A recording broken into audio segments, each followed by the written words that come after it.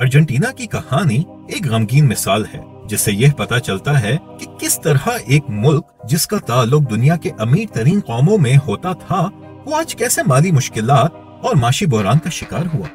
20ویں صدی کے اول میں ارجنٹینا دنیا کے سب سے امیر ترین ملکوں میں شمار ہوتا تھا، تاہم 1930 کی دہائی میں سیاسی عدم و استحکام، فوجی حکومتوں کا آنا اور اقتصادی پالیسیوں کی خرابیوں نے ملک کو بحران میں مبتلا کر دیا۔ 1940 کی دہائی میں جوان پرون کی قیادت میں صنعتی ترقی کی کوششیں کی گئیں، مگر ان پالیسیوں کی بنیاد پر وہ ریاستی کنٹرول، سبسڈی اور بے تحاشا قرضوں کے ذریعے معیشت کو چلانے کی کوششیں کر رہے تھے، جو دیر پا ثابت نہ ہو سکی۔ 1970 کی دہائی میں فوجی آمرانہ حکومت کے قیام نے ملک میں مزید اقتصادی بحران پیدا کر دیا۔ 1980 کی دہائی میں قرضوں کا بحران اور 2001 میں دیوالیہ پن کے بعد ارجنٹینا کی معیشت میں مسلسل عدم و استحکام رہا۔